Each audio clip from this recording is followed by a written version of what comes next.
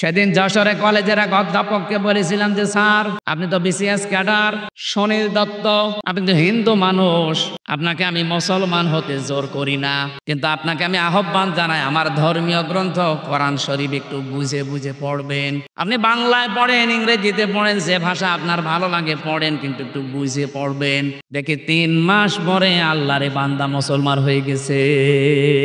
এই জন্য কোরআন শরীফকে শুধু আজকে এলাকার মুসলমানদের জন্য আয়োজন, সবার জন্য আসেন। আশা করছি মন যদি আপনার থাকে আল্লাহ আপনাকে হেদায়েত দিয়ে দেবে। তো মন থাকা লাগবে, মন না থাকলে হামজার বাপ এসে ওয়াজ করলে আপনার কিছুই হবে না। গিরিশচন্দ্র সেন, নরসিংদী বাড়ি, শিবপুরে। এই লোকটা কোরআন শরীফ এত বেশি পড়েছিল, এত বেশি লিখেছিল, এত বেশি বুঝেছিল, তার জীবনী পড়েন। সে তাফসীর পর্যন্ত লিখেছে, শুধু বঙ্গ অনুবাদ না। আমি মালয়েশিয়া বিশ্ববিদ্যালয়ে কয়েকদিন আগে গিয়েছিলাম। এই গিরিশচন্দ্র সেনের তাফসীরটা ওই দেশে ইংরেজিতে করা আছে। যে লোকটা তাফসীর লিখেছে, আপনি চিন্তা করেন, আলেমদের বলেন এক একটা শব্দের একাধিক অর্থ জানা লাগবে, শব্দ ভাঙার যোগ্যতা থাকা লাগবে। উসুলে তাফসীরের মূল নীতি প্রায় 13টা থেকে 15টা। এই 15টা মূল নীতি তার জানা লাগবে, না তো তাফসীর করতে পারবেন না। একটা শব্দের যদি একটা অর্থ জেনে তাফসীর করতে যান, ভুল করে ফেলবেন। একাধিক অর্থ আপনার আয়ত্তে থাকা লাগবে। যে এই শব্দটা যেখানে অ্যাপ্রোপ্রিয়েট হয়, যেখানে খাটে, যে জায়গায় সেট হয়, ওই জায়গায় স্থান কাল পাত্র ভেদে আপনাকে সেট করা লাগবে। এই যে দরবা মানে মারা, দরবা মানে বলেন দরবা মানে সফর করা, দরবা মানে দৃষ্টান্ত দেওয়া। 33টা অর্থ আছে এই শব্দটা। এখন আপনি যদি শুধুমাত্র দরবা মানে মারা জানেন, আপনি মারা অর্থ লিখে দিলেন, ওখানে হবে দৃষ্টান্ত দেওয়া, আকাশ পাতাল হয়ে যাবে অর্থ। কথা বলেন না কেন? এমনকি শব্দটা উচ্চারণ করার সময়ও যদি আপনার সঠিক উচ্চারণ না হয়, তাহলে অর্থ আকাশ পাতাল হয়ে যায়। ইযা জাআ নাসরুল্লাহি ওয়াল ফাত, যখন আল্লাহর সাহায্য আসবে আপনি তখন বিজয় দেখতে পাবেন।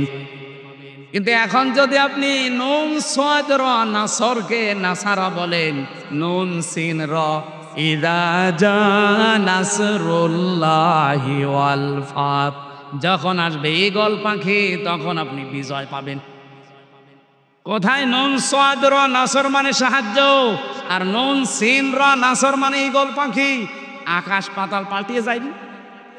শুধু অক্ষর পাল্টিয়ে গেলে যদি এত পরিবর্তন হয়, তাহলে কোন শব্দের অর্থ যদি আপনি পাল্টিয়ে ফেলেন, কি হতে পারে আপনার বলেন? অথচ এই হিন্দু বেটা পড়া কোরআন শরীফের কত বার পড়তে পারে আপনি বলেন? এখানে আব্দুল হাই সাহেব সহ যত আলেম আছে, আমি অন্তত গ্যারান্টি দিতে পারি একজন আলেমও হাত তুলে বলতে পারবে না যে পড়া কোরআন শরীফের প্রতিটি শব্দের অর্থ আমার জানা আছে। পারবে না। আমি পড়েছিলাম পুরাটা, কিন্তু আমার মনে নেই, আমার আবার স্টাডি করা লাগবে, দেখা লাগবে। আপনি বলেন সে ছোটবেলা থেকে এর সাথে আমি লেগে আছি, তারপরও এখন পুরাটা আমি 33 বছর পর্যন্ত আয়ত্ত করতে পারি নাই। অথচ হিন্দু মানুষ কি পড়া পড়েছিল, কি বোঝা বুঝেছিল, কি লিখা লিখেছিল, পড়া কোরআন শরীফ তার আয়ত্তে আছে, তাফসীর যেহেতু লিখেছে, কিন্তু লোকটার মন ছিল না, এজন্য হেদায়েত পায়নি। মারা যাওয়ার পরে জানাজাও দেয়নি, কবরও দেয়নি, পুড়িয়ে ফেলেছে। কথা বলেন না কেন?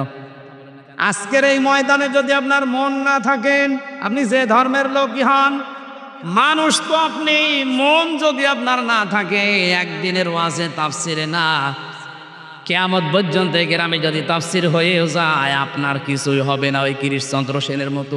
রাজবাড়ী জেলার বালিয়াকান্দি থানার অন্তর্গত তেতুলিয়া তাফসিরুল কোরআন মাহফিল পরিচালনা কমিটির উদ্যোগে, তেতুলিয়া বাজার ও স্থানীয় যুব সমাজের উদ্যোগে তেতুলিয়া দারুস সুন্নাহ ইসলামিয়া দাখিল মাদ্রাসা ময়দানে তাফসিরুল কোরআন মাহফিলের স্বনামধন্য সভাপতি, প্রখ্যাত আলেমে দ্বীন, ইসলামিক চিন্তাবিদ, শিক্ষাবিদ মাওলানা আব্দুল হাই জোয়াদ্দার, আতালাল্লাহু উমরাহু ওয়া বারাকাল্লাহু ফি হায়াতি, বলেন আমিন।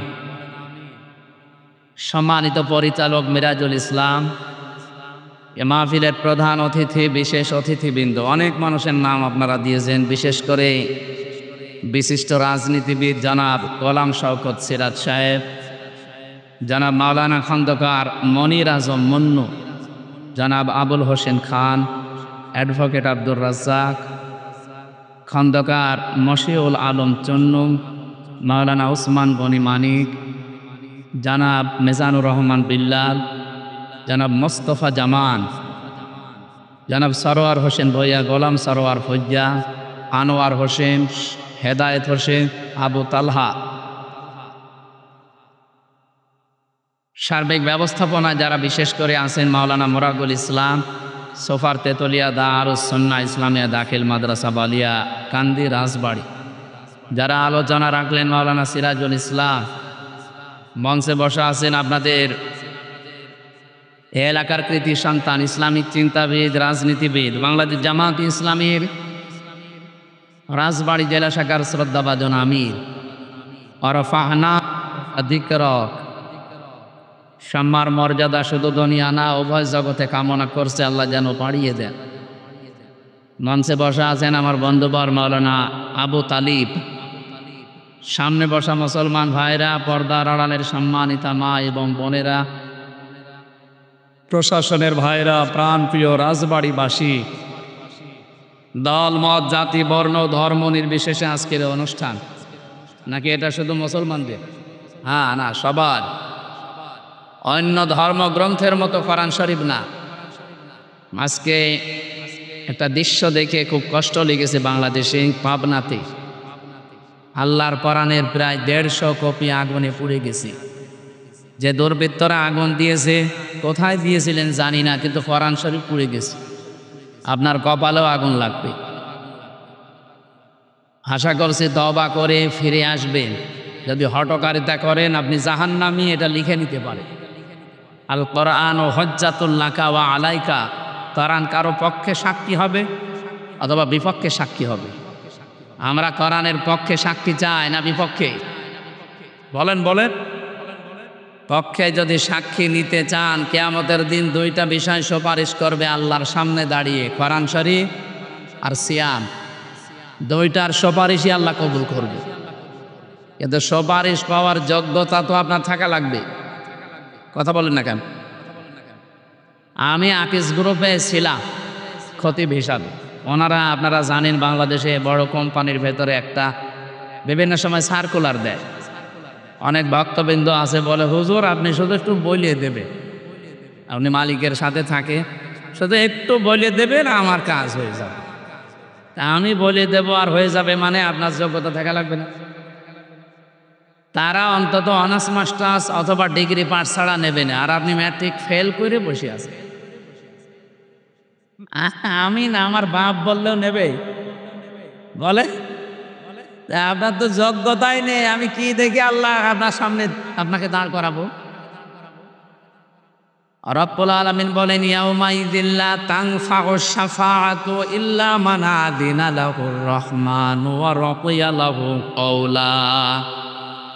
সূরা তাহার 109 নম্বর আয়াতে এসেছে, সেই দিন সুপারিশ কাজে লাগবে না ওই সমস্ত মানুষের জন্যে যাদের জীবনের ওপরে আমার আল্লাহ রাজি নেই এবং যাদের কথা শুনতেও আমার আল্লাহ রাজি ছিল না।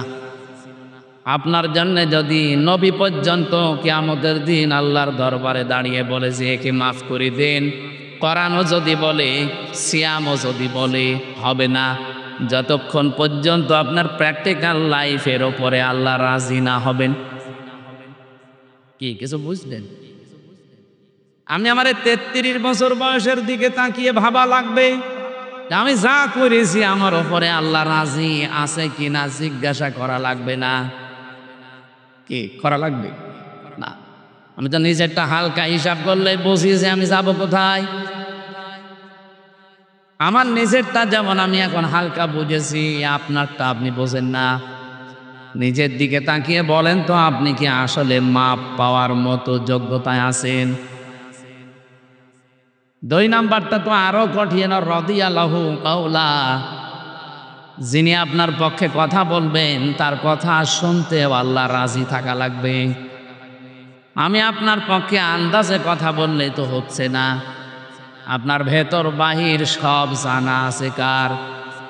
যিনি বিচার করবেন ওই বিচারকের যদি সব জানা থাকে তখন সাক্ষীর প্রয়োজন হয়।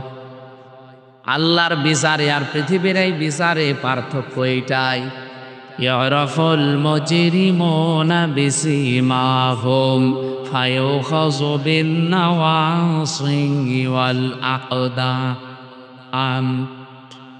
জবান ছেড়ে বলেন ফাবিআইয়ি আলাই রাব্বিকুমা তুকাদ্দিবান। পাপিষ্ঠ যারা কিয়ামতের দিন আল্লাহ তাদের মাথার চুল ধরে আর পা ধরে টান দেবে। এই দুইটা জিনিসের নাম দিলেন কেন? আমি আয়াতটা পড়ার পরে তাফসিরে দেখেছি কিয়ামতের দিন মানুষের আকার আকৃতি আল্লাহ আসলটা রাখবে না, অধিকাংশ মানুষের আকারের হয়ে যাবে পার্থক্য। কমপক্ষে 10 প্রকার আকৃতির কথা এই আয়াতের তাফসিরে আছে। 10 রকমের সূরাত আর সিরাত দিয়ে কিয়ামতে আপনি উঠবেন। যতই সুন্দর চেহারা হোক এটা আর থাকবে না। আপনার জীবন দেখে দেখে আল্লাহ ওই চেহারা তৈরি করে দেবে। পৃথিবী তো আপনাকে পাল্টিয়ে দিতে পারত, যেহেতু সম্মান আপনার অনেক বেশি। ওয়ালাকাদ কাররামনা বানি আদম, এ পৃথিবীতে সবচাইতে বেশি সম্মান আমি আল্লাহ দিয়েছি বনি আদম সন্তানকে। এই জন্য আমাদের আকৃতি পাল্টায় না, তো কিয়ামতের দিন পাল্টিয়ে যাবে। কারো আকৃতি হবে শূকরের মতো, কারো হবে কুকুরের মতো, কারো হবে সর্পের মতো, কারো শিয়ালের মতো।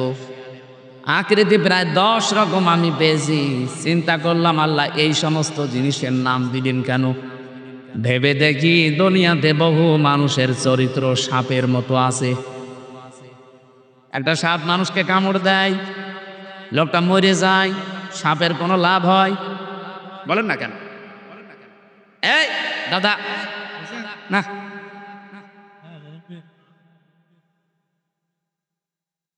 পৃথিবীতে বহু মানুষ এমন আমরা দেখি শুধু মানুষের ক্ষতি করে বেড়ায়, নিজের সেরকম লাভ হয় না। কি কথা বললেন? ও সকাল থেকে ওঠার পরে ধান্দা থাকে কার 12টা বাজাবো।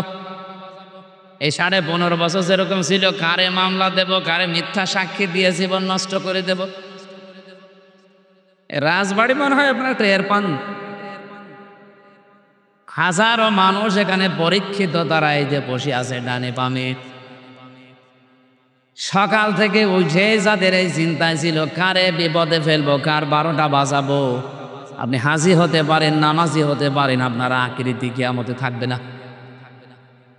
আমার তো এই আয়াতের ব্যাখ্যা পড়ার পরে মনে হয় বাংলাদেশে বহু ফেরেশতা কিয়ামতের দিন উঠবে যারা আকার আকৃতি সাপের মতো হবে।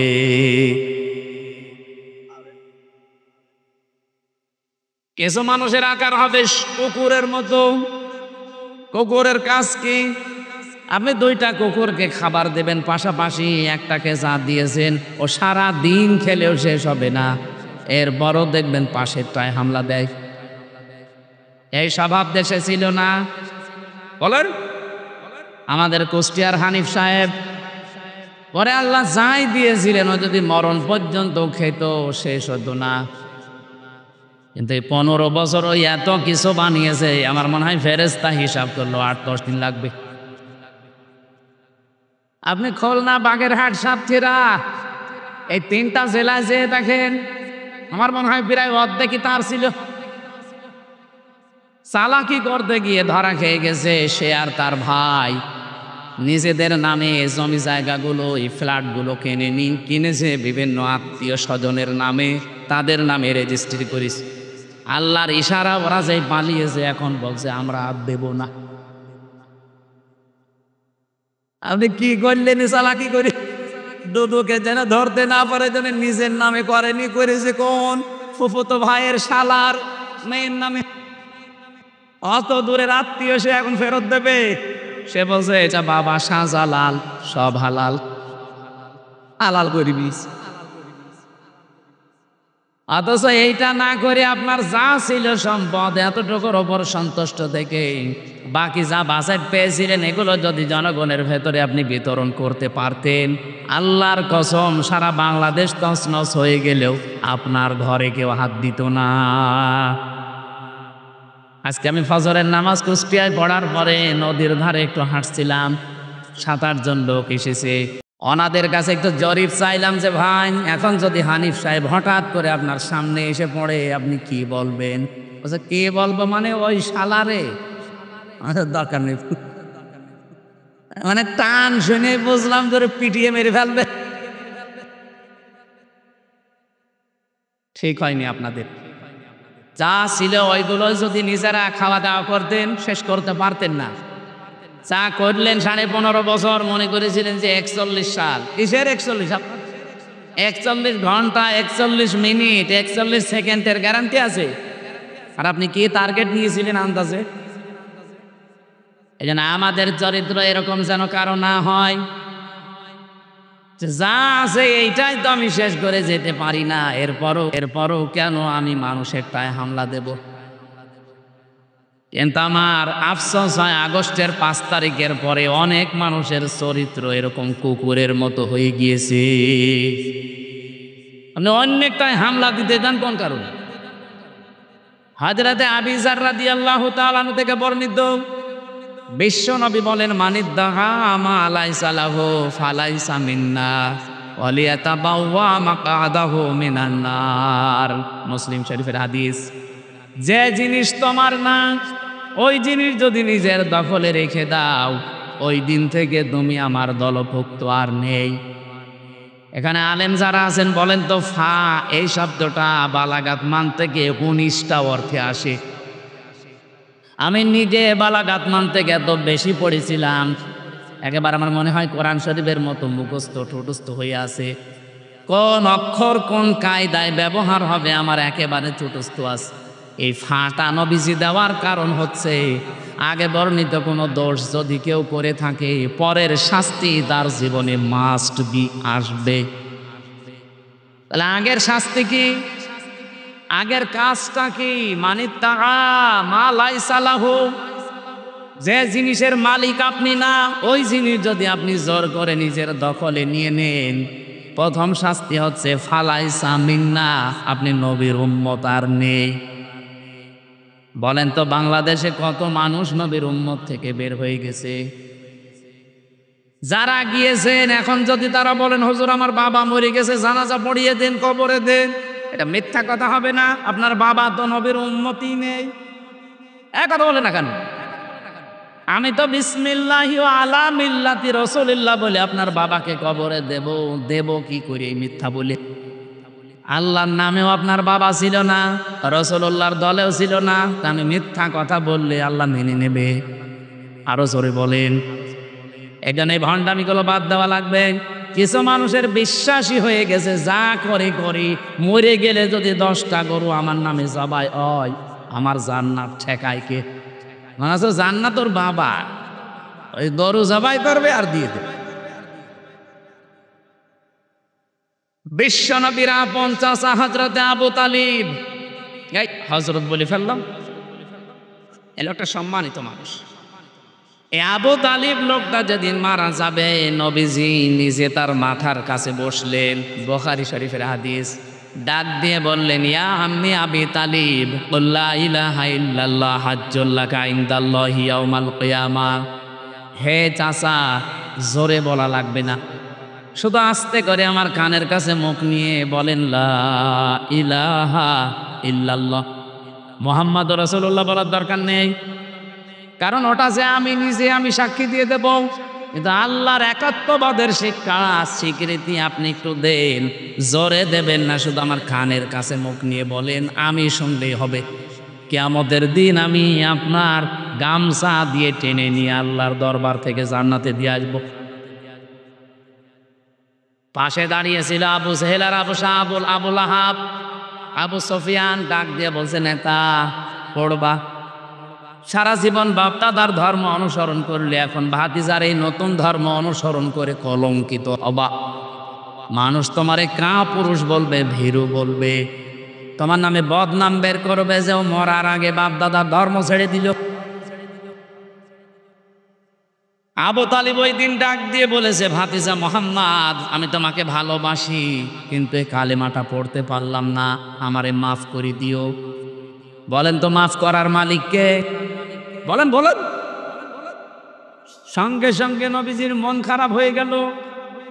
ফেরেশতা জিবরাইল সূরা কাসাসের 56 নম্বর আয়াতটা নিয়ে হাজির হয়ে গেলেন। ইন্নাকা লা তাহদি মান আহবাবতা ওয়ালাকিন্নাল্লাহা ইয়াহদি মান ইয়াশা ওয়া হুয়া আ'লামু বিল মুহতাদিন। এটা ইবনে কাসির তাফসিরে পাবেন। আল্লাহ পাক বলেন, ফেরেশতা জিবরাইল এসে বলে, হে নবী, হেদায়েত তো আপনার হাতে আল্লাহ দিয়ে দেয়নি যে যাকে ভালোবাসেন তাকে দিয়ে দেবেন। এটা আল্লাহ নিজের কাছে রেখেছেন, আর আল্লাহ ভালো জানে যে হেদায়েত দেওয়া লাগবে কারে। এ লোকটা আপনার চাচা, আল্লাহ জানে। এই ছেলে বসো, আবার গল্প করে।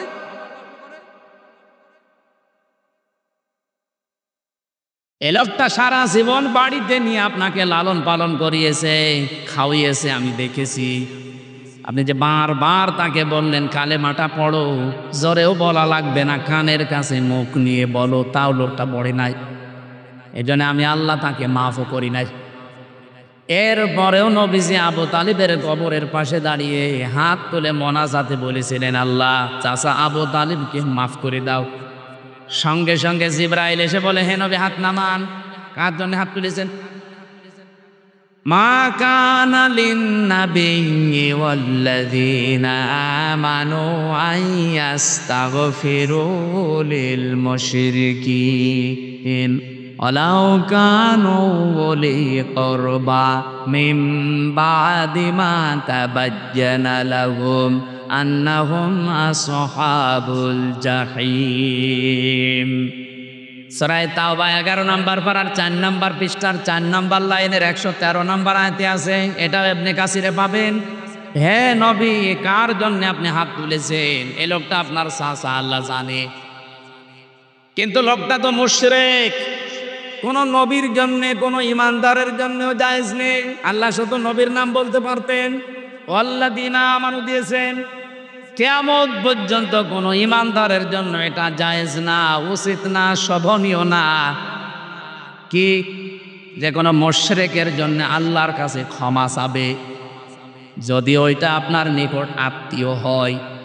রাজবাড়িবাসী বিবেক যদি থাকে একটু খাটান, যে নবী জীবনে কোনোদিন হাত তোলা লাগে নাই, শুধু মনের ভেতরে কামনা আসলেই কবুল হয়ে গেছে। এরকম হাদিস শোনেননি?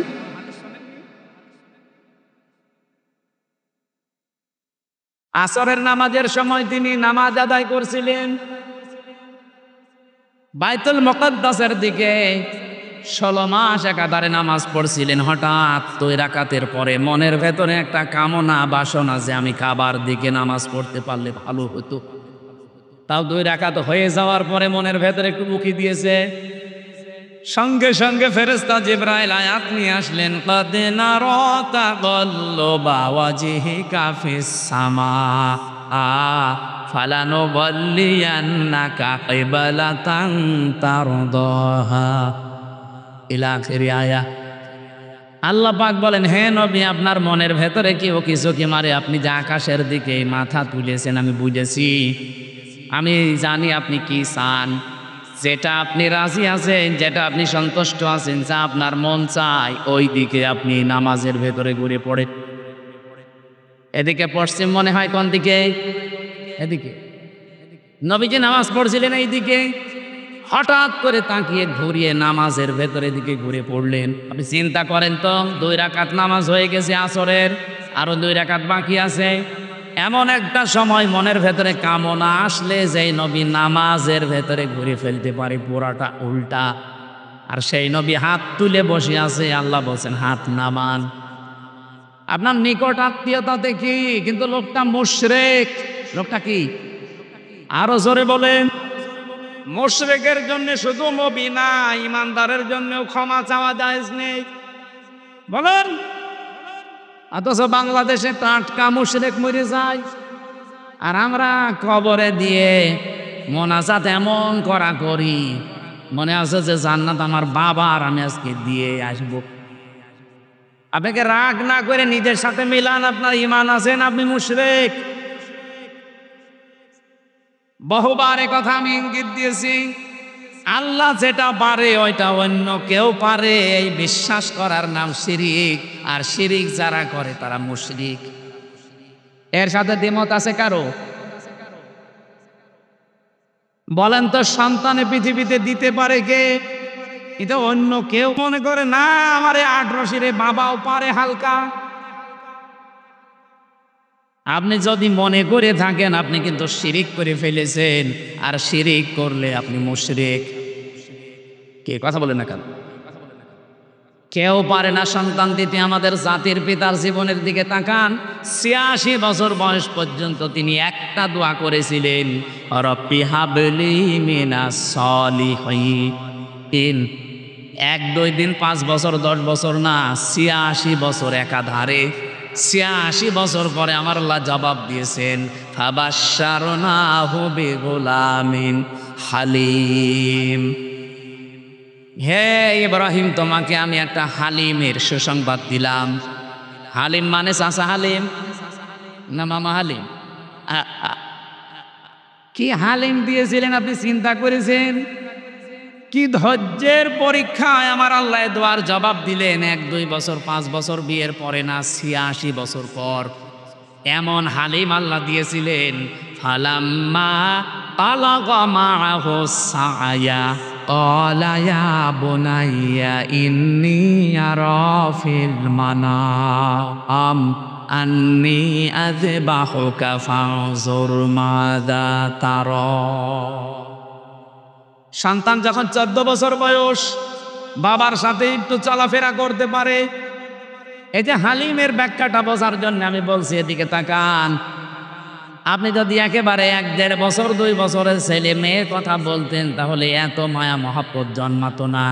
কারণ ১৩ ১৪ ১৫ বছর বয়সের সন্তান নিয়ে বাবা মা একটা আশা করে যে রে আমি এই জায়গায় পৌঁছিয়ে দেব। এই কথা বলেন না কেন? বাবার হাতে কামে একটু লাগে, এরকম একটা ভালো সময় পেছনে পেছনে সব সময় থাকে, বিভিন্ন কাজে কামে লাগানো যায়। এমন সময় আল্লাহ পরীক্ষা দিলেন যে সন্তান জবাই করো, স্বপ্নে দেখালেন। প্রশ্ন আসতে পারে, হযরতে ইব্রাহিম নবীকে আল্লাহ সরাসরি আদেশ না দিয়ে স্বপ্ন দেখালেন কেন? কি মানে সরাসরি বলতে পারতেন না ইব্রাহিম সন্তান জবাই করে ফেলো? পারতেন না? বলেন বলেন, কেন জবাই করার জন্য স্বপ্ন দেখানো লাগবে? হযরতে ইব্রাহিমকে আমার আল্লাহ স্বপ্ন দেখিয়েছিলেন এই জন্য। আল্লাহর ইচ্ছা ছিল না যে ইসমাইল জবাই হবে না, আল্লাহর ইচ্ছা ছিল যে আমি এই জবাই পর্যন্ত ইব্রাহিমকে নিয়ে আসতে চাই। এই জন্য স্বপ্নে তিনি এই সিস্টেমটা, ক্রাইটেরিয়াটা দেখিয়েছিলেন যে এইভাবে করে অন্তত গলা পর্যন্ত ছুরি নিয়ে যাও, জবাই হয়ে যাবে এ পর্যন্ত আমি আল্লাহ চাইনি, আমি চেয়েছি তুমি আসলে জবাই করার মতো মন তৈরি করেছো কিনা। কোরবানির শিক্ষাই তো এটাই, যার ২০ দিন পরে আসতেছে এই শিক্ষাটা দিয়ে যাবে। উনি যেমন আল্লাহর সিদ্ধান্তের সব কিছুকে উপেক্ষা করে আল্লাহর সিদ্ধান্ত মেনে নিয়েছিলেন। এই পৃথিবীতে আমরা সব গুনাহ, সব অপরাধ যদি ছেড়ে দিয়ে নিজের মনকে ইব্রাহিমের মতো শক্ত করতে পারি, এবারের কোরবানি কবুল হয়ে যাবে। আমার ভাইরা, এদিকে তাকা। স্বপ্নে তিনি দেখিয়েছিলেন এই কারণে হযরতে ইব্রাহিমও চিন্তা করেছেন, কি গো আমার সন্তান আমি আল্লাহর হুকুম পেয়েছি জবাই করে ফেলবো, কিন্তু না, আল্লাহ যে গোলামিন হালিম দিলেন, কেমন হালিম এটা আমি দেখবো। একে আসলে হালিম না চাচা হালিম? চাচা হালিম বিক্রি হয় না, বলে এখান দিয়ে মামা হালিম। মামা চাচা হালিম না, এ গোলামিন হালিম।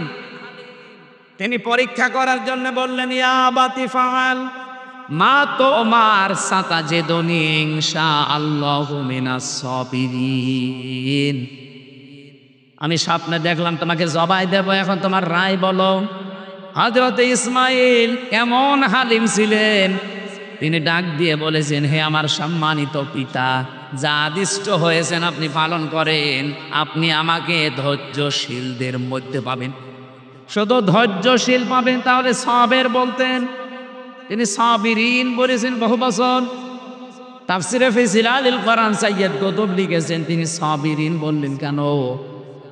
এই কারণে তিনি সাবিরিন বলেছিলেন, কারণ সবের বললে নিজের ভেতরে একটা আমিত্ব, অহংকার আসতে পারে যে আমি শুধুমাত্র ধৈর্যশীল, এরকম পরীক্ষা দুনিয়ার কেউ দিতে পারে না। তিনি সাবিরিন বহু বচন লাগিয়ে বাবাকে জানিয়ে দিলেন, বাবা আমি নিজেকে অহংকার মুক্ত করে বলছি, আমার মতো বহু ইসমাইল দুনিয়ায় আছে, তারাও ধৈর্যের পরীক্ষা দিয়েছে, আমি তাদের ভেতরে একজন, আমার কোনো অহংকার নেই। এতটুকু মানুষ, মাত্র 14 বছর বয়স, নিজেকে অহংকার মুক্ত করার জন্য কি সাবধানে কথা বলছেন। আর আমরা, অহংকার আছে না নেই? যে যখন চেয়ারে থাকে সে তখন গিয়ারে থাকে। এটা আমি চেয়ারে আছি, আমি কিন্তু গিয়ারে আছি। হাই সাহেব চেয়ারে আছে, উনিও এখন গিয়ারে আছে। শওকত সাহেব এখন চেয়ারে আছে, উনিও গিয়ারে আছে। মনে করছে চেয়ার থেকে আর নামা লাগবে না, অথচ আমরা যখনই চেয়ারে বসেছি, চেয়ার আমাদেরকে জানিয়েছে, হামজা বেশিক্ষণ না, 1-1.5 ঘন্টা। এই কথা বলছে না কেন? এরপরে কিছুক্ষণ পরে তাহাজ্জুদের নামাজ শুরু হবে, এরপরে ফজরের নামাজ আরো গুরুত্বপূর্ণ। সুতরাং সারা রাত না, চেয়ারের মেয়াদ মাত্র 1.5 ঘন্টা। পৃথিবীর কোন চেয়ার কারোর জন্য স্থায়ী না, শুধু একটা চেয়ার। অসিয়া কুরসিয়ুহু সামাওয়াতি ওয়াল আরদ ইলা আখিরি আয়া। আল্লাহ পাক বলেন, আসমান জমিন পরিব্যাপ্ত একটা চেয়ার আছে, ওই চেয়ারের মালিককে, ওইটার কোনো পরিবর্তন নেই। তাছাড়া দুনিয়ায় যত দামি চেয়ার হোক, যত বড় চেয়ার হোক, চেয়ারে যারা বসবে এ কথা মনে করে যেন বসে যে আমারে নামা লাগবে। চেয়ার মানে যে চেয়ারের কথা বলছি। অনেকে মনে করছে না, এখন যারা উপদেষ্টা আছে ওই চেয়ার কি নামবে? ওরা নামার জন্য বসেছে। দেখেন নাকি চেয়ারের গরম, যে যখন চেয়ার পেয়েছে সেই তখন পাল্টিয়ে গেছে। চেয়ারের গরমে কে বলতে যে কি বলে নিজেও টের পাচ্ছে না। এই যে মাহফুজ আলমের দিকে তাকান, চেয়ারে থাকার আগে আপনি দেখেছেন, সে চেয়ারে থাকার আগে মানুষের কাছে টাকা ভিক্ষা করে পর্যন্ত খাবার খেয়েছে, মানুষের মেসে থেকে খাবার খেয়েছে, নিজের টাকা ছিল না বাবার, অথচ সে চেয়ারে পেয়ে এমন গিয়ারে আছে। শুধুমাত্র গিয়ারেই নেই, কোথায় সে 71, কোথায় 47, কোথায় 52, ওগুলো টানতেছে। কেন তুমি 24 আনতে পারো না? কথা বলেন না কেন? আপনি 71 সাল তুলে আনতেছেন আমার সামনে, আমি 71-এর কি বুঝি? আমার এখন 33 বছর, 92 সালে আমার জন্ম।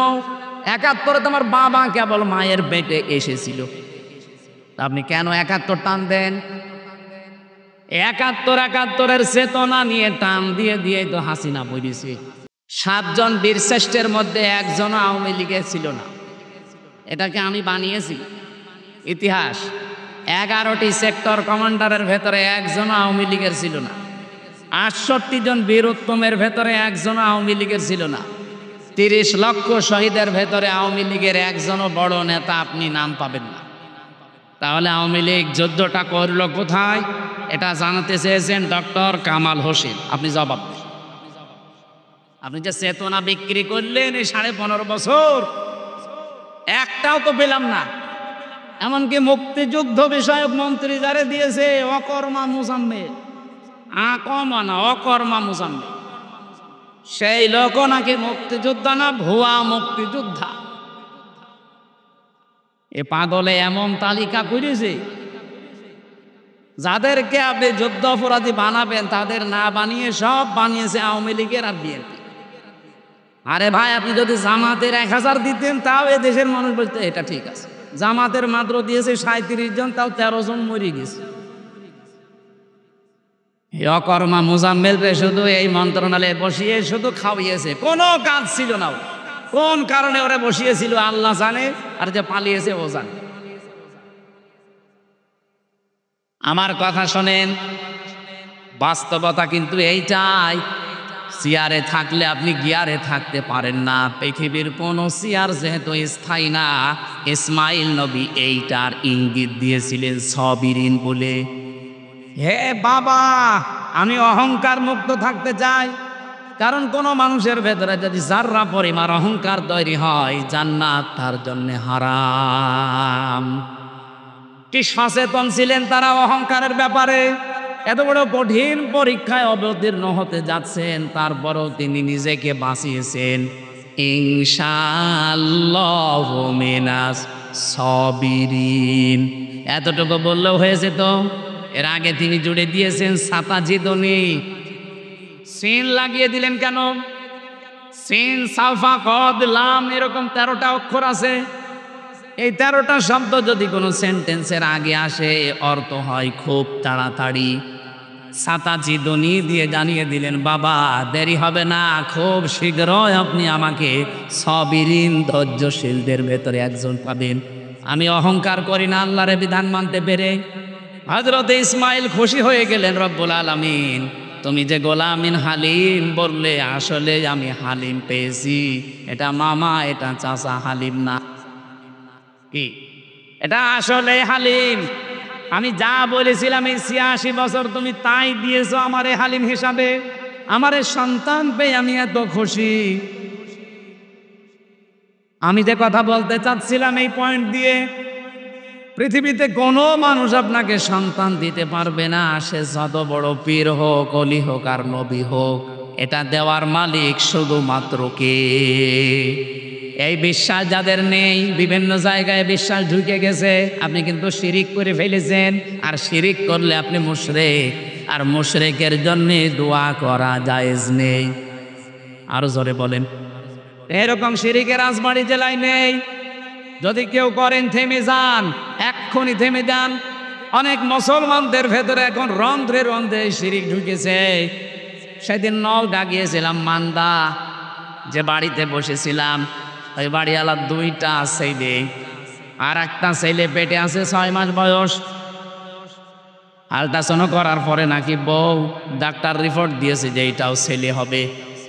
1 বোতল পানি নিয়ে আমারে বজো বজো, এমন পানি পড়বেন যেন মেয়ে হয়ে যায়।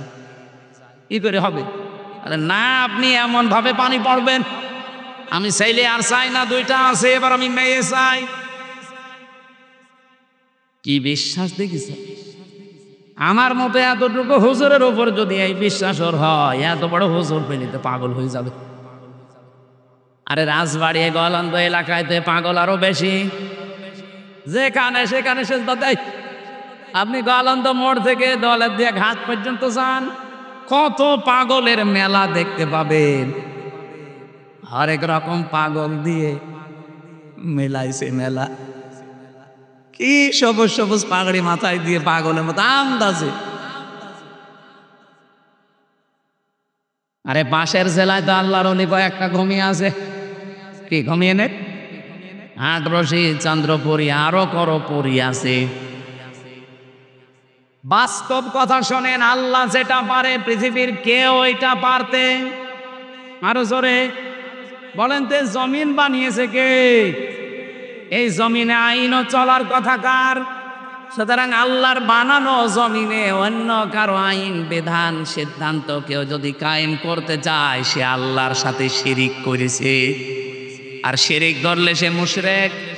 বলেন, মুশরিকের জন্য নবীর জন্য দোয়া করা জায়েজ নেই, ইমানদারদের জন্য দোয়া করা। তাহলে বলেন, এইরকম মুশরিক দেশে নেই? আল্লাহর আইন বাদ দিয়ে কত মানুষের আইন তৈরি করা, ওগুলো আপনি কায়েম করার জন্য চেষ্টা চালান। আর আপনাকে ভুল পথ থেকে সঠিক পথের দিশা দিলে আপনার কাছে রাজনীতি মনে হয়। আপনার কোরআন শরীফ বুখারী শরীফে হবে না, বাকারি শরীফ লাগবে। এত বাংলা বলার পরও বলে হুজুর আমি বুঝি না। শিরিকের চাইতে আর কি বলে বোঝানো যায় বলেন? আপনি বানানো জমিন আল্লাহর, আপনার বাবা বানিয়েছে জমিন, একটা চাউল বানাতে পারেন? তাম দুনিয়ার সব বিজ্ঞানী মিলে একটা ডিম বানাতে পারবে? বানিয়েছে যিনি, সিদ্ধান্ত দেওয়ার মালিকও তিনি। আলা আলাহুল খালকু ওয়াল আমরু। এই আয়াতের পুরা বিরুদ্ধে চলে আসে দেশে বহু মানুষ। সুতরাং আজকে থেকে সাফ কথা বলছি, যারা আল্লাহর আইনের বাইরে আছেন, মানুষের তৈরি করা আইন এই জমিনে কায়েম করার জন্য চেষ্টা করেন, দল করেন, যাই করেন, আপনি কিন্তু শিরিক করছেন। আপনি যদি আমার বাবাও হন, আপনার মতো বাবার জানাজা পড়া, কবরে দেওয়া জায়েজ নেই, কারণ মুশরিকের জন্য দোয়া করা নবীকে আল্লাহ নিষেধ করেছে। আলাউ কানু ওলি ওরবা, যদিও এটা আপনার নিজের নিকট আত্মীয় হয়, তারপর আপনি করবেন না। নবীর দোয়া যদি আল্লাহ ফেরত দেয়, হামজার খবর আছে? বলেন বলেন। সুতরাং আপনি বিসমিল্লাহি ওয়া আলা মিল্লাতি রাসূলিল্লাহ বললেই হয়ে যাবে? পুরাটা মিথ্যা কথা হবে। এজন্য যে জিনিস আপনার না, ওইটা যারা দখল করে নিজের আয়ত্তে রেখে দিয়েছেন, ওটা ফেরত দেওয়া লাগবে। এলাকায় কারা এই চরিত্রের আছেন, তারা কালকেই লোকের জিনিস ফেরত দেবেন। কারা কারা দেবেন হাত তোলেন তো। একজু কাঁটা মারি খেয়েছ।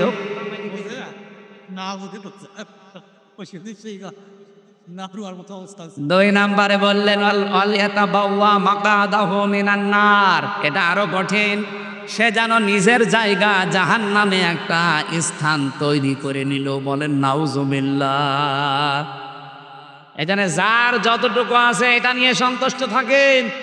মানুষের তাই খাবলা মারবেন না, হামলা দেবেন না। কিয়ামতের দিনে আকৃতি জীবনেও থাকবে না, কুকুর হয়ে উঠবে। আমার ভাইরা, আমি আর নিচে নামলাম না। যে কথা তুলেছিলাম, কিয়ামতের দিন যদি আপনি আল্লাহর সামনে দাঁড়ান, আর নবী যদি আপনার পক্ষে কিছু বলে, তা আপনার কিন্তু যোগ্যতা থাকা লাগবে। এমনকি শুধু প্র্যাকটিক্যাল লাইফের ওপরে না, রাদিয়াল্লাহু কাওলা, আপনি যে কথাবার্তারা বলেন, ওই কথার উপরও রাজি থাকা লাগবে। কার? আরো জোরে বলেন। এজন্য এমন জীবন তৈরি করা দরকার যেন কোরআন আমার পক্ষে সাক্ষী দেয়। আল কোরআনু হুজ্জাতুল লাকা ওয়া আলাইকা।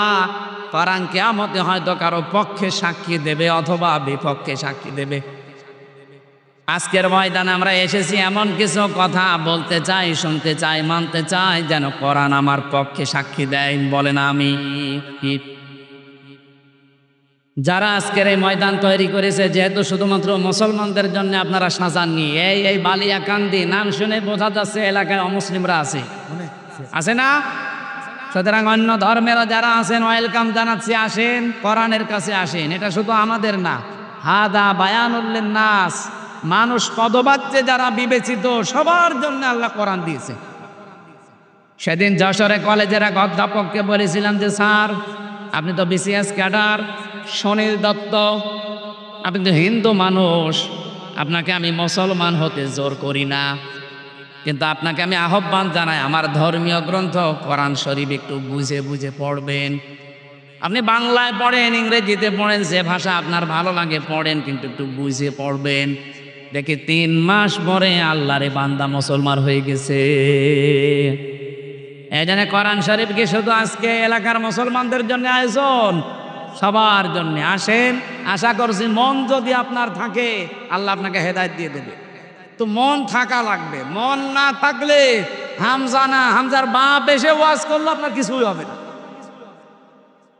গিরিশচন্দ্র সেন, নরসিংদী বাড়ি, শিবপুরে, এই লোকটা কোরআন শরীফ এত বেশি পড়েছিল, এত বেশি লিখেছিল, এত বেশি বুঝেছিল, তার জীবনী পড়েন। সে তাফসীর পর্যন্ত লিখেছে, শুধু বঙ্গ অনুবাদ না।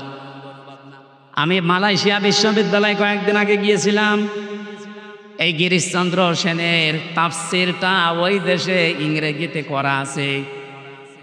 যে লোকটা তাফসীর লিখেছে, আপনি চিন্তা করেন, আলেমদের বলেন এক একটা শব্দের একাধিক অর্থ জানা লাগবে, শব্দ ভাঙার যোগ্যতা থাকা লাগবে।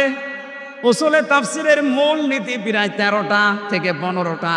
এই 15টা মূল নীতি তার জানা লাগবে, না তো তাফসীর করতে পারবেন না।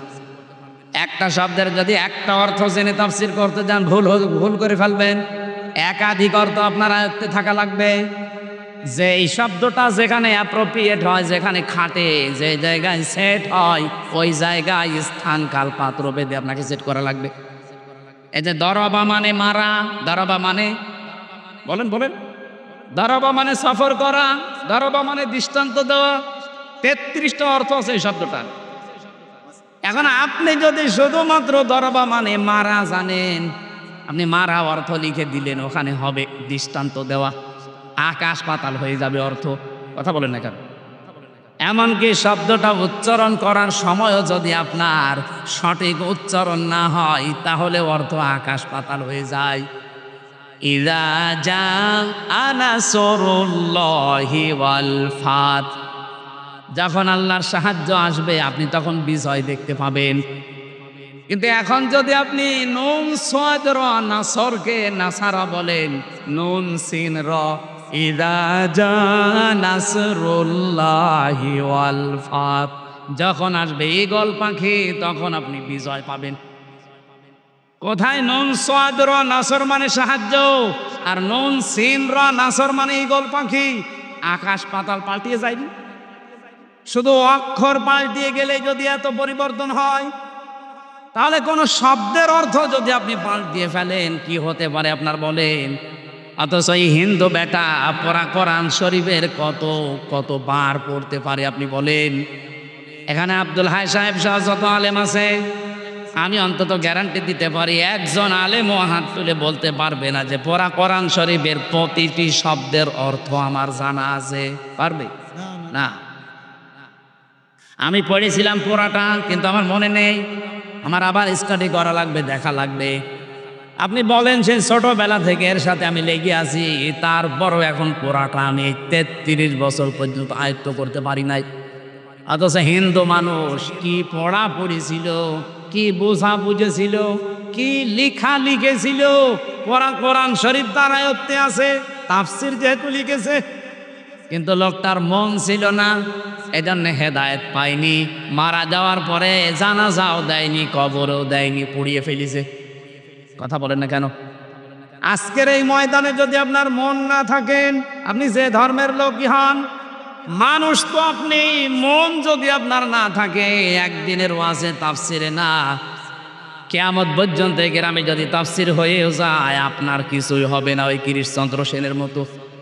এই জন্য মন আগে তৈরি করেন। হ্যাঁ, কোরআনের সেই ক্ষমতা আছে, আপনাকে হেদায়েত দিতে পারে, পারে না?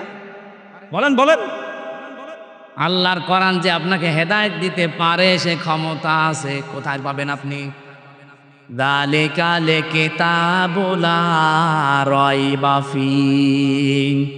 এই যে কিতাবের আগে আলিফ লাম দিয়ে নির্দিষ্ট করে দেওয়া, এখানে বোঝাতে চেয়েছে এই আলিফ লাম দিয়ে পৃথিবীতে একটাই মাত্র কিতাব, যার ভেতরে ভুল নেই, সন্দেহ নেই, এবং হেদায়েত দেওয়ার একচ্ছত্র মালিকানা কোরআনকে আল্লাহ দিয়েছে। কোরআন পারে আপনাকে হেদায়েত দিতে, কিন্তু দেবে না। এই যে সূর্যটার কাজ হচ্ছে আলো দেওয়া, সূর্যের আলো দুনিয়ায় সবাই পায় না? পায় না। অন্ধ আলো পাবে। এখন দোষ কি সূর্যের না ওর চোখের? আরো জোরে বলেন। পৃথিবীতে একটা খাবার আছে, যে খাবারকে তরল, তারপরও সেটাকে ড্রিঙ্ক বলা হয় না। Milk is an ideal drink, বলে না ideal food. Ideal food drink বললে অর্থ মেলাতে পারবেন না, যদিও এটা তরল। যতক্ষণ পর্যন্ত দুধ ঘি না হবে, মাখন না হবে, যতক্ষণ ওটা জমাট না বাঁধবে, দই না হবে, ততক্ষণ ধরে তরল থাকলে তো ড্রিঙ্ক বলা যায়। তো বিজ্ঞান 12,500 খাবারের উপরে গবেষণা চালিয়েছে, এই একমাত্র দুধকে তারা জানিয়েছে এটা হচ্ছে আদর্শ খাবার, আদর্শ পানি না। ওনারা ব্যাখ্যা দিয়েছেন কেন জানেন? তামাম পৃথিবীতে যত খাবার আছে, আপনার যদি ক্ষুধা লাগে খাবার খাবেন, ক্ষুধা মিটে যাবে, কিন্তু পিপাসা মিটবে না। একমাত্র যদি আপনি পানি পান করেন, পিপাসা মিটে যাবে, কিন্তু ক্ষুধা মিটবে না। ক্ষুধার জন্য খাবার মাস্ট বি লাগবে। পানির কাজ পানি করবে, খাবারের কাজ খাবার। তো একটাই মাত্র খাবার দুনিয়াতে আল্লাহ পাঠিয়েছে, যেটা খেলে ক্ষুধাও মিটে যায়, পিপাসাও মিটে যায়, তার নাম দুধ। এখন দুধ ভালো জিনিস না খারাপ জিনিস? আরো জোরে বলেন। একে সবার জন্য ভালো না, আমাশার রুগী যে ওর জন্য ভালো। ওরে আপনি দুধ দেবেন, ও সারাদিন টয়লেটে বসে থাকবে। দুধ তো ভালো, সবার জন্য ভালো না। কোরআন শরীফও ভালো, এখানে সবার জন্য ভালো না।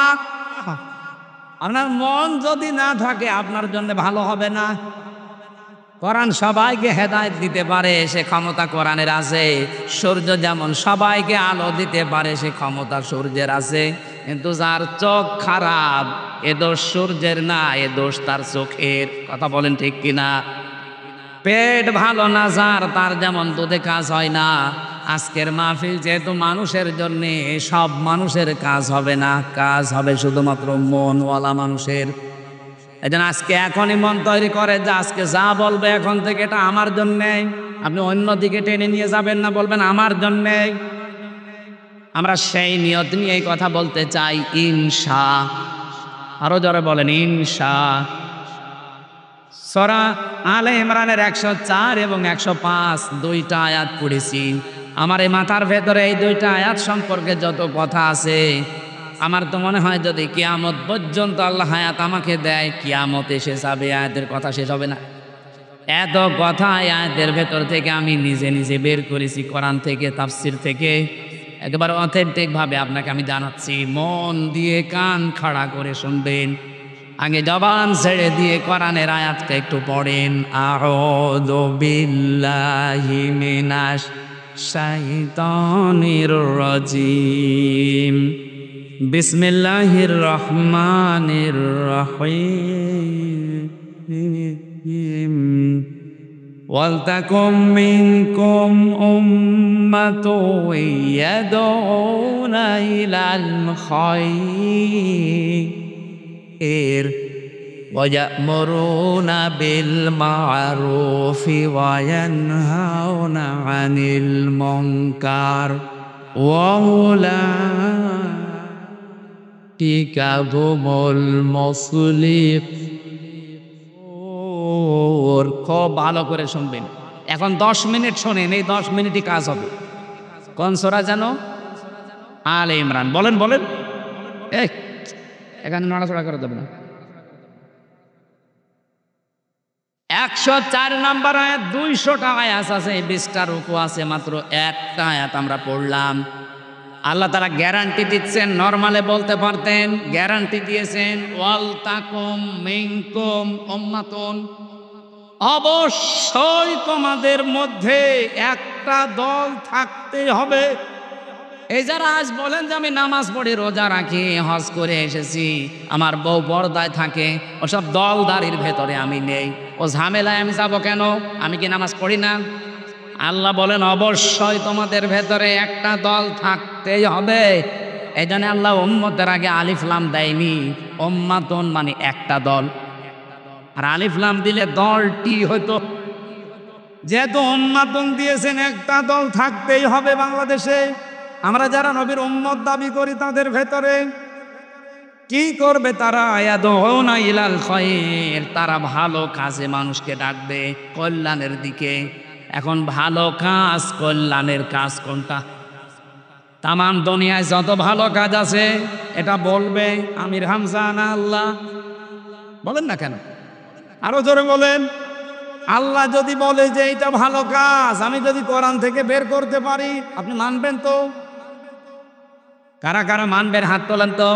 আন্দাজ হাত তুলবেন না, এখানে ঝামেলা আছে। দেখেন তো হাত তোলেন কে, দেখেন দেখেন। ওই যে এক লোক হাত না তুলে বসে আছে, আমি জানিও মানবে না। তোলেন, হ্যাঁ তোলেন। সবুজ জামা তোলেন। আমার শওকত ভাই তুলেছি, হাত তুলে আবার নামিয়ে ফেলিস। ঠিক আছে, অসুবিধা, আলহামদুলিল্লাহ। এবার ভালো করে শোনেন ভাই, আমি তো বানিয়ে বলবো, আলেমরা আছে না, এখানে সমস্যা কি? এবার আমি বললাম না ক্লাসের মেন টাইম চলছে, এটা একেবারে নড়াচড়া না, নিজের দিকেও তাকাবে। ও রাজবাড়িবাসী একটু খেয়াল করেন, ভালো কাজ কোনটা সেদিকে মানুষকে ডাকার কথা নির্দেশ দিলেন, এদউনা ইলাল খৈর। এখানে খয়েরের আগে আলিফ লাম দিয়ে আল্লাহ নির্দিষ্ট করে দিয়েছেন কাজটা। কোরআন শরীফের ভেতরে আমি ভালো কাজ পেয়েছি 500। কয়টা বলেন বলেন? 500 ভালো কাজের ভেতরে একটা ভালো কাজের জন্য আল্লাহ নির্দেশ দিলেন। এটার ব্যাখ্যা আপনি সূরা সফের 10 নম্বর 11 নম্বর আয়াতটা একটু খোলেন। ইয়া আইয়ুহাল্লাযীনা আমানু হাল আদুল্লুকুম আলা তিজারাতিন তুনজিকুম মিন আযাবিন আলীম। ওহে যারা ঈমানের দাবি করো, আমি কি এমন একটা ব্যবসার দিকে তোমাদের ইঙ্গিত দেব, দালালাত করব, বলে দেব, সন্ধান দেব, যে ব্যবসাটা করলে জাহান্নামের আগুনে যাওয়া লাগবে না, কঠিন যন্ত্রণাদায়ক আযাব থেকে তোমরা বেঁচে থাকতে পারবে। কি সেই ব্যবসা? মূলধন হিসাবে কয়েকটা জিনিস আমি ঘোষণা দিলাম। ব্যবসা করতে যেমন মূলধন লাগে, নাই তো ব্যবসা করা যায় না। আল্লাহ পাক বলেন যে জাহান্নামের আগুন থেকে বাঁচতে হলে ব্যবসা করা লাগে। এই ব্যবসার মূলধন 3টা। তো উমিনুনা বিল্লাহি ওয়া রাসূলিহি ওয়া তুজাহিদুনা ফি সাবিলিল্লাহ বিআমওয়ালিকুম ওয়া আনফুসিকুম যালিকুম খায়রুল লাকুম ইন কুনতুম তা'লামুন। আল্লাহর প্রতি যারা বিশ্বাস করেছে, রসুলের ওপরও বিশ্বাস করো। আর এই 2টা দাবিকে সামনে রেখে জান আর মাল দিয়ে আল্লাহর এই জমিনে তার বিধান বাস্তবায়নের জন্য সর্বাত্মক প্রচেষ্টা চালাও। এইটাই ভালো কাজ। আল্লাহ এবার দিয়েছেন যালিকুম খায়রুল লাকুম। এবার আর খয়রের আগে আলিফ লাম নেই। ভালো কাজে একটা, এই যে উম্মাতুন মানে যেমন একটা দল, এই খয়রুন মানে একটা ভালো কাজ। এইটাই ভালো কাজ। তাহলে ভালো কাজ কোনটা আপনি বুঝেছেন। জান আর মাল যতদিন আপনার সাথে আছে, এটা সর্বাত্মকভাবে জমিনে আল্লাহর দিন কায়েমের জন্য আপনি একেবারে প্রচেষ্টা চালিয়ে যাবেন। কোন দিন পর্যন্ত? ওয়াবুদ রব্বাকা হাত্তা ইয়াতিয়াকাল ইয়াকিন। যতদিন পর্যন্ত আপনার কাছে ইয়াকিন না আসে, মানে মরণ না আসে। তাহলে জীবনের শেষ দিন পর্যন্ত এই টার্গেটটা আপনি চালাবেন যে আল্লাহর এই জমিনে আমি আল্লাহর সিদ্ধান্ত বিধান কায়েম করবই। এইটা ভালো কাজ, আমি বানালাম এটা। বলেন বলেন, এই ভালো কাজের কথা ব্যাখ্যা করতে গেলে আপনার কাছে আমি খারাপ হয়ে যাই। আমার মনে হয় নবীজি যদি এখন এই ভালো কাজের ব্যাখ্যা দিত, এ রাজবাড়িতে বহু শয়তান এমন আছে নবীকেও গালি দিত। কথা বলেন না কেন? আমি কি বানিয়ে ব্যাখ্যা বলবো আপনার সামনে? 1500 বছর আগে এইভাবেই ব্যাখ্যা করা ছিল নবীর পক্ষ থেকে। যুগে যুগে সাহাবায়ে কেরাম যারা তাফসীর কারক, তারা এইভাবেই লিখেছেন যে যালিকুম খায়রুল লাকুম, এইটাই ভালো কাজ। আমি আপনি না বুঝলে কি হবে? সাহাবীরা এই আয়াতের ব্যাখ্যা বুঝেছিল কি? হযরত মুআয আর মুহাফিজের দিকে তাকান। তারা মাত্র 11 বছর আর 13 বছরের ছেলে। তারা এটা যে ভালো কাজ, আল্লাহর জমিনে জিহাদ করা, দিন কায়েমের জন্য সর্বাত্মক চেষ্টা করা, এটা যে ভালো কাজ, বয়স হয়নি, মাপে যায় না, তারপরও তারা চেষ্টা চালিয়েছে।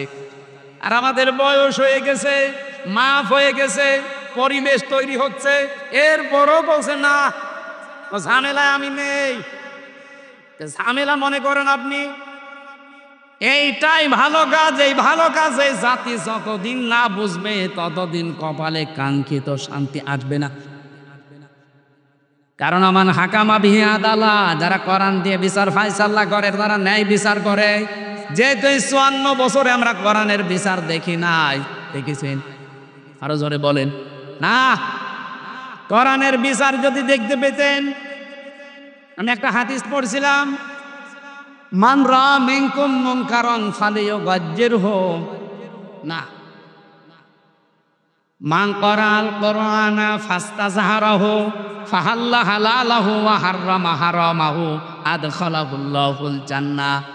নবীজি বলেন, যে ব্যক্তি কোরআন পড়ে আর কোরআনকে ইজহার করার জন্য চেষ্টা করে, এজাহার মানে অনেকেই বলে যে এজাহার মানে স্পষ্ট করা। কে বলেছে আপনাকে? আধুনিক ব্যাখ্যা এজাহার মানে বিজয় করা, এজাহার মানে দাঁড় করানো, প্রতিষ্ঠা করা, কায়েম করা। ৩২টা অর্থ বের হয় এই শব্দ থেকে। আমরা যদি কোরআন পড়ি আর কোরআনকে যদি এজাহার করার জন্য, বিজয় করার জন্য যে সেখানে আসি ওখান থেকে চেষ্টা চালাই, তাহলে কি হবে? পরবর্তী শব্দে আল্লাহর নবী বলেন ফাহাল্লা হালালাহু ওয়া হাররামা হারামাহু। হালালকে হালাল জেনে যদি ছেড়ে দেয় আর হারামকে হারাম জেনে যদি ছেড়ে দেয়, হালালকে হালাল জেনে আঁকড়িয়ে ধরে আর হারামকে হারাম জেনে ছেড়ে দেয়, ও ভাইরা, যতদিন কোরআনের বিধান কায়েম দামে এই দেশে না হবে ততদিন হারামকে হারাম জানার পরও আপনি ছাড়তে পারবেন না। এরকম জায়গা দেশে নেই? মাদ্রাসার যারা প্রিন্সিপাল, ভাইস প্রিন্সিপাল জিজ্ঞাসা করেন তো, হারাম কাজ জানার পরও করা লাগছে। একটা বৈধ বিল বের করে নিয়ে আনবেন, কিন্তু বাবা শাহজালাল ঘুষ মামা দেওয়া লাগবে। আপনি কিন্তু জানেন যে ঘুষ দেওয়া হারাম, আপনার তাও দেওয়া লাগবে। মসজিদের জন্য টাকা বরাদ্দ হয়, ওই টাকা বের করতে হলে 2 লাখ টাকা দেবে, 50,000 ঘুষ দেওয়া লাগে। আপনি কিন্তু হারামকে হারাম জেনেও ছেড়ে দিতে পারছেন না, কারণ ইসলাম দেশে নেই। এক কথা বলে না কেন? এই জন্য যতদিন এই দেশে দিন কায়েম না হবে, যত বড় ফেরেশতা এই দেশে বাস করুক, ও হালালকে হালাল জেনে আঁকড়িয়ে ধরতেও পারবে না, হারামকে হারাম জেনেও ছেড়ে দিতে পারবে না। এই জন্য কোরআন শুধু পড়লেই হবে না, কোরআন বুঝলেই হবে না, কোরআন মানলেই হবে না, কোরআন যেন মানুষ মানতে পারে সেই ব্যবস্থা করা লাগবে। আর এইটাই চেয়েছিলেন আল্লামা সাঈদী। উনি যতদিন কোরআন পড়েছিলেন ওনার একটা শত্রু বাংলাদেশে ছিল না। যতদিন কোরআন বুঝেছিলেন শত্রু ছিল না। যতদিন কোরআন মানুষের কাছে বুঝিয়েছেন শত্রু ছিল না। কিন্তু যখনই বলেছে এটা আমি এদেশের মানুষকে মানাতে চাই, তখনই উনি হয়ে গেছে রাজাকার। বলেন এর আগে কথা বোঝা লাগবে ভাই।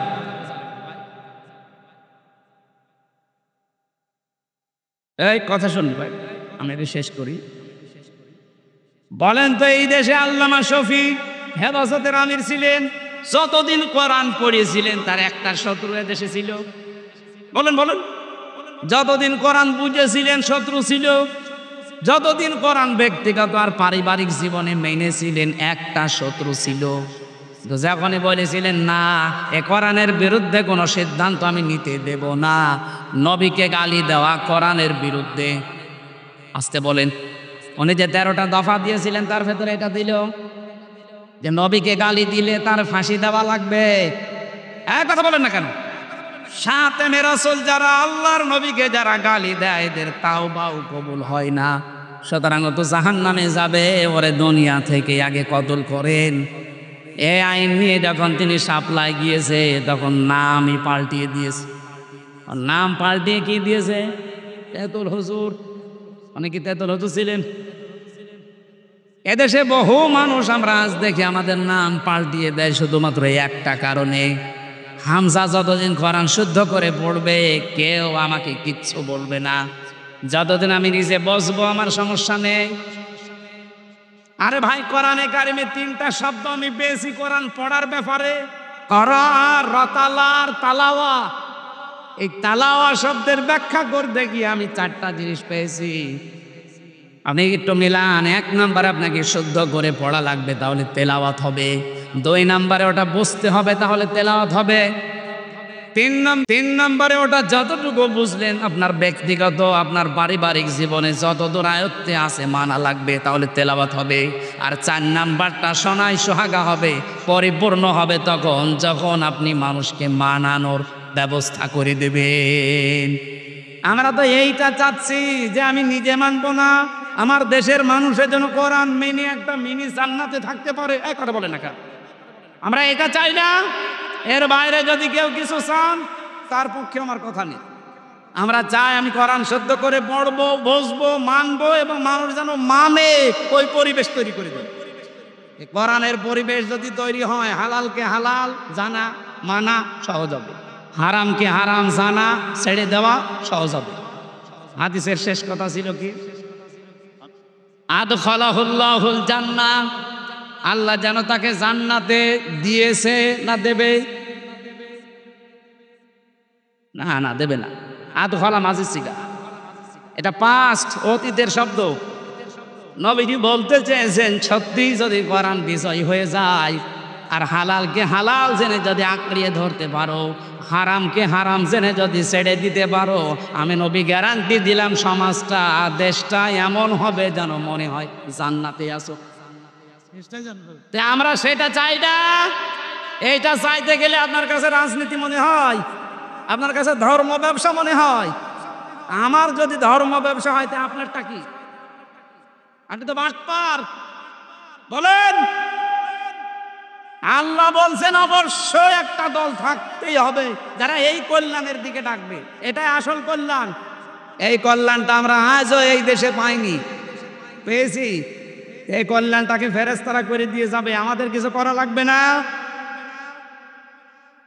এই কল্যাণ যদি আসে, এই দলের আরো কয়েকটা কাজ আমার আল্লাহ দিয়েছে।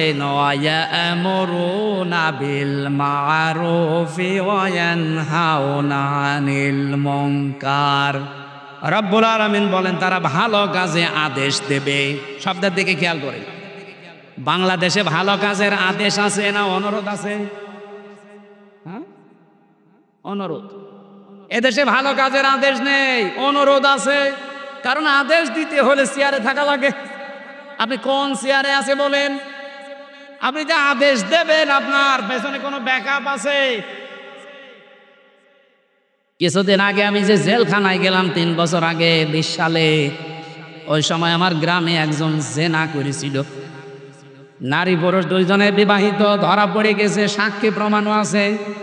আমার কাছে গ্রামের লোকজন বছর বছর ফতোয়া দেন, কি করব? ফতোয়া দিলাম যে কোরআনে বর্ণিত বিবাহিত হয়ে গেলে তাদের পাথর মেরে মেরে ফেলা লাগবে। সঙ্গে স্যার বলে যারে, আর যদি অবিবাহিত হয় তাহলে 80টা বেত মারা লাগবে। এটা আমি বানালাম। বলেন বলেন, সূরা নূরের ভেতরে আছে। এখন এই বিধান পর্যন্ত শেষ। এটা যদি গ্রামবাসীকে নিয়ে আমি কার্যকর করতাম যে এটা শুরু করেন, আমার মনে হয় ওই মহিলাকে সঙ্গে স্যার করার আগে আমারে করতো যে এদিকে আসেন আপনাকে সঙ্গে স্যার করি, পুলিশ তার পরের দিনে আমারে ধরে জেলে দেওয়া না পুরো সঙ্গে স্যার করে দিত। আমারে বলতো হুজুর এই দেশে আপনি ফতোয়া দেবেন দেন, কিন্তু কার্যকর করলেন কেন? এদেশে কি কোরআনের বিধান আছে আপনি কার্যকর করতে গেলেন? আপনি যে ভালো কাজে আদেশ দেবেন, দেবেন কি করে? আদেশের জায়গায় থাকা লাগবে না। আপনি যা করছেন এটা আদেশ না, এটা অনুরোধ। চলো ভাই চলি মসজিদে নামাজ পড়তে যাই। আল্লাহর বিধান কিরকম তেলানো জিনিস নাকি? আল্লাহর বিধান হচ্ছে ডু ইট, এটা কর। আল্লাহ মালিক, আপনি গোলাম। মালিকের সামনে গোলাম কি করে থাকে আপনি দেখেন না?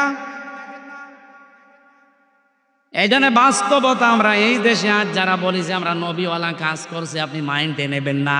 আপনি নবীওয়ালা কাজ করছেন না। নবীওয়ালা কাজ করেছিলেন নবী হওয়ার পরে। উনি নবী হয়েছিলেন কয় বছর বয়সে? বলেন বলেন। উনি এর আগে যে 1 থেকে 40 বছরে কি ভালো কাজ করেননি? বলেন না কেন? হেলফুল ফজল গঠন করার মাধ্যমে 17 থেকে 40 এই 23 বছর তিনি ভালো ভালো কাজই করেছিলেন, কিন্তু অনুরোধের সাথে। ও চাচা, ও বাবা, ও দেশের যুবকেরা আসেন, এই লোকের ঘর নেই, ঘরটা বানিয়ে দেই। এর ছেলে মেয়ে বিয়ে হয় না, একটু বিয়ে দিয়ে দেই। এর বাড়িতে খাবার নেই, খাবারটা দেই। অনুরোধ করতেন। এই নবী যখন 40 বয়সের নবী হয়ে গেলেন, তখন হাতে নিয়ে আসলেন এই কোরআন। তিনি এখন আর বলেননি ও বাবা চলে মসজিদে চলো নামাজ পড়তে যাই। কি বলেছিলেন? আদেশ দিয়েছিলেন যে নামাজ পড়তে যদি মদিনাতে উনি রাষ্ট্র ক্ষমতা পাওয়ার পরে বললেন যারা নামাজ আজান শোনার পরে আসবে না, আমার তো মনে হয় তাদের বাড়ি ঘর আমি জ্বালিয়ে দেই। আর 2 নাম্বার, ওরা যদি নামাজ পড়তে না আসে ওদেরকে বেত্রাঘাত করো। ওই মক্কার মানুষগুলো চিন্তা করছিল কি সেই মোহাম্মদ যে এতদিন আমাদেরকে বলতো বাবা চাচা খালু আসো এই করি, আর এখন যে আদেশ দিচ্ছে, কারণ এখনো মোহাম্মদ আদেশের জায়গায় আছে। বলেন বলেন, এই দেশে তো দল একটা থাকতেই হবে যেই দল সৎ কাজের আদেশ করবে। এখন সৎ কাজ কি? এই যে এখানে শব্দটা কি ছিল বলেন তো? কই এই যে মারুফ, মারুফের আগে আলিফ লাম আছে, এর আগে বা আছে। যারা আরবি গ্রামার বোঝার শব্দ ভাঙতে পারে আপনি জিজ্ঞাসা করেন এই শব্দটার সাথে আমরা সেই জন্ম থেকে পরিচিত। এই শব্দটা উরফুন থেকে এসেছে। আরাফা ইয়ারিফু উরফুন, এর বাংলা অর্থ হচ্ছে পরিচিত হওয়া। ভালো কাজের দিকে তারা আহ্বান করবে, নির্দেশ দেবে, অর্ডার দেবে, এই ভালো কাজ আপনি জানবেন কি করে? এটা জেনেছি আমরা সেই জন্মগতভাবে। আমাদের আদি পিতা যিনি আসল পিতা কে বলেন বলেন? হযরত আদমকে আল্লাহ একটা ক্লাস নিয়েছিলেন কি? আল্লামা আদামাল আসমা কুল্লাহা সুম্মা আরাদাহুম আলাল মালাইকা। আল্লাহ পাক বলেন আমি আদমকে যত আসমা আছে সব শিখিয়েছি। আসমা মানে আমরা অধিকাংশ মানুষ এখানে আমার মনে হয় যারা আছে চিন্তাশীল যারা না, তারা বলবে এস এম এর বহু বচন আসমা। আসমা মানে নাম।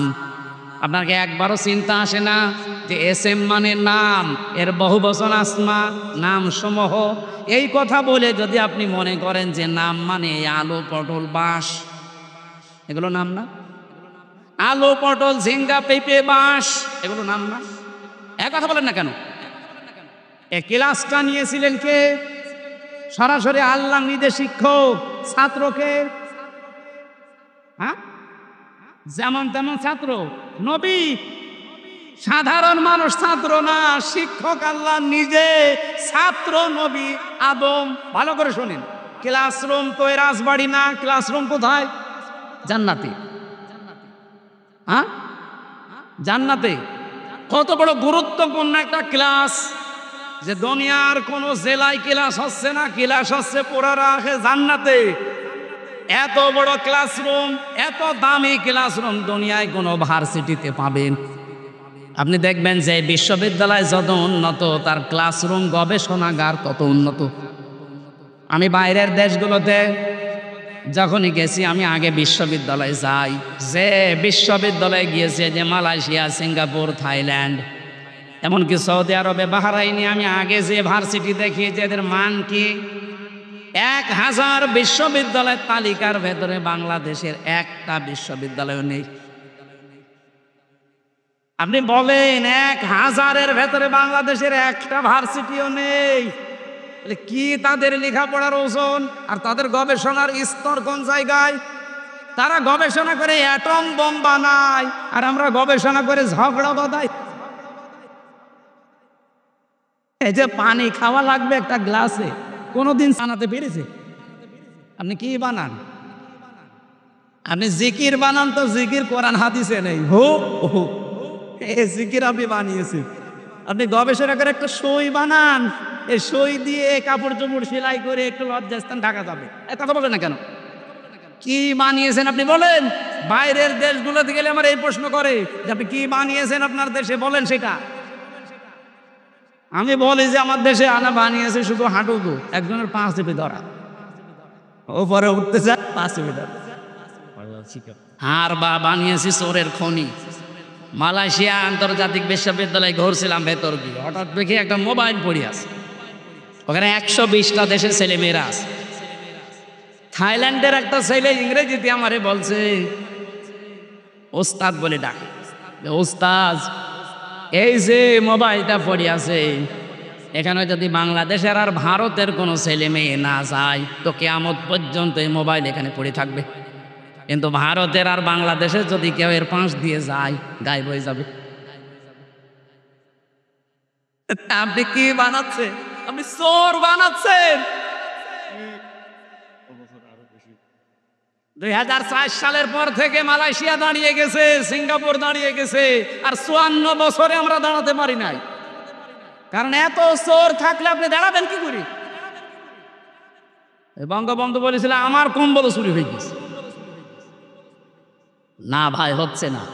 ওদের দেশে শুধু পাহাড়, সাগর আর বালি, মরুভূমি, পাথর, তাছাড়া কিচ্ছু নেই মালয়েশিয়া, অথচ তারা দাঁড়িয়ে গেছে। কি পরিষ্কার পরিচ্ছন্ন সিঙ্গাপুর। এ রাজবাড়ী জেলায় মাথা ও মাথা কয় কিলো হবে ভাই? 60 কিলো হবে না?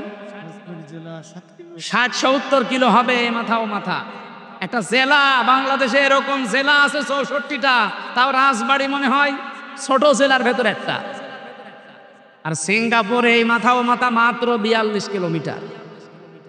বাংলাদেশের একটা জেলার পরিমাণও জায়গা নেই, অথচ বিশ্বে 257টা দেশের ভেতরে সিঙ্গাপুর এখন 10 নম্বরে আছে। কোথা থেকে কোথায় চলে গেছে, অথচ 24 বছর আগে, মাত্র 2004 সালে, 21 বছর আগে, 21 বছর আগে ওই মানুষগুলো মাছ ধরে খেত। জুলা বলে না, জুলা, ওই যে কি মাছ ধরে খায়, কি বলে, জেলে। জেলে ছিল, কারণ চারিদিকে সাগর আর এটা একটা দ্বীপের মতো। এই জেলেরা আজ কোথায় পৌঁছিয়েছে, টাকার মান কত। আর আমার এই চোরের কারণে আমরা এই জন্যে মারুফ শব্দের ব্যাখ্যা বলছি। ভাই, আদম নবী নিজে ক্লাস করছেন ছাত্র হয়ে। শিক্ষক এই সিরাজ ভাই না, শিক্ষক আব্দুল হাই না, শিক্ষক আমির হামজা না, শিক্ষককে। আর জায়গাটাও রাজবাড়ি বালিয়াকান্দি না। জায়গা কোথায়? আপনার কি একবারও মনে এসেছে যে এত বড় একটা গুরুত্বপূর্ণ ক্লাসে, যেখানে আল্লাহ শিক্ষক, নবী একজন ছাত্র, জায়গা ক্লাসরুম জান্নাত। মালয়েশিয়া বিশ্ববিদ্যালয়ে, আমেরিকার বিশ্ববিদ্যালয়ে যদি এরকম উন্নত জায়গায় ক্লাস নেওয়া হয়, তা আল্লাহ জান্নাতে কি ক্লাস নিতে পারেন? আমাদেরকে সারা জীবন বলেছে যে আল্লাহর নাম শিখিয়ে দিয়েছে, আর আমরা বলি হ্যাঁ নাম মানে এই বেগুন, পটল, আলু, ঝাল, পেঁয়াজ, বাঁশ, এই জন্য বাঁশ দেয়। এসব জিনিস শেখানোর দরকার হয় না। ওখানে শিখিয়েছিলেন সমস্ত ন্যায় এবং অন্যায়ের যত মানদণ্ড আছে, সব মানদণ্ড এক ক্লাসে আল্লাহ শিখিয়েছিলেন। এই জন্য আদম নবীর সন্তান হিসাবে আমরা লেখাপড়া যদি কেউ নাও করি, তাও কোনটা ন্যায় কোনটা অন্যায় এটা আমরা অটোমেটিক জানি, কারণ এই ক্লাস করেছি আমরা আদম নবীর সাথে জান্নাতে। আদম নবীর সাথে জান্নাতে মানে ওয়াইজ আখাযা রাব্বুকা মিন বানি আদামা মিন যুহুরিহিম যুররিয়াতাহুম। স্মরণ করো ওই সময়ের কথা যখন আদম নবীর পৃষ্ঠদেশ থেকে তার সন্তানদেরকে আল্লাহ বের করেছিলেন। সে সন্তানদের ভেতরে আমরা নেই। আরো জোরে বলেন। বাবা হিসাবে উনি ক্লাস করেছিলেন, সন্তান আমরা সবাই তার পিঠের ভেতরে ছিলাম। এই যে যুহুরিহিম, তার পিঠের ভেতরে আমরা ছিলাম। এই জন্য ওই ক্লাসে যত ভালো ভালো কাজ, যত মন্দ কাজ, সবাই এক ক্লাসে আল্লাহ আমাদেরকে শিখিয়ে দিয়েছেন। এই জন্য দেখবেন দুনিয়ায় আসার পরে কেউ যদি লেখাপড়া নাও করে, জ্ঞান অর্জন নাও করে, তাও কিন্তু জানে যে এটা ভালো, এটা মন্দ, এটা তাকে জানিয়েছে কে। ও কোন দিন জেনেছে? ওই ক্লাসে। কোন দিন বলেন বলেন? ওই জান্নাতের ওই ক্লাসে আপনারা জেনে এসেছি। আল্লাহ সেই কথাটাই বলছেন, ওই ইয়ামুরুনা বিল মারুফ, তারা ভালো কাজে আদেশ দেবে। আর ভালো কাজে কতগুলো ভালো কাজের ভেতরে 1 নাম্বার ভালো কাজটা আমি কিন্তু বলেছি না, বলি নাই? সুতরাং এই ভালো ভালো কাজ আপনাকে একটা একটা করে কোরআন থেকে বের করে আদেশ দেওয়া লাগবে। কোরআনে কারিমে আল্লাহ সূরা হজ ভালো কাজের তালিকা দিচ্ছেন। আল্লাযীনা ইম্মাক্কান্নাহুম ফিল আরদি আকামুস সালাতা ওয়া আতাবুজ যাকাত। আমি যদি ইমানদারকে রাষ্ট্রীয় ক্ষমতা দেই, তারা প্রথমে নামাজের বিল আনবে, 2 নম্বরে যাকাত ভিত্তিক অর্থনীতি কায়েম করবে।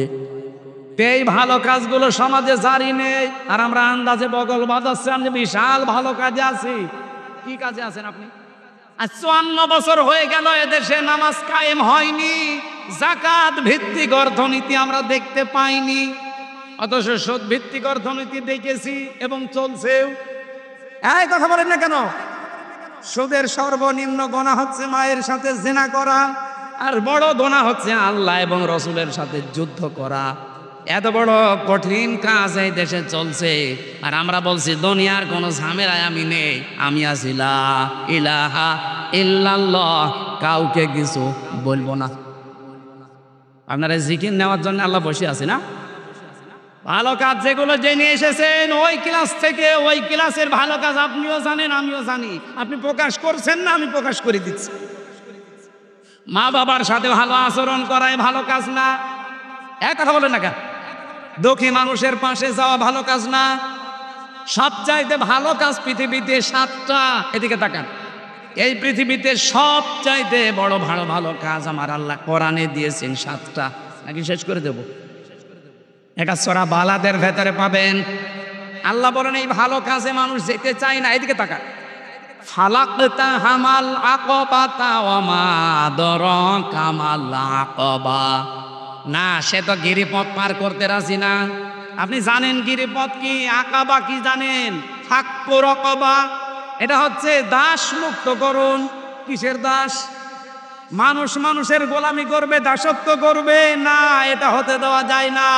মানুষের গোলামি থেকে, দাসত্ব থেকে যারা মুক্ত করতে চায়, এইটাই ভালো কাজ। বাংলাদেশে কে এই কাজ করে আপনি দেখেন না?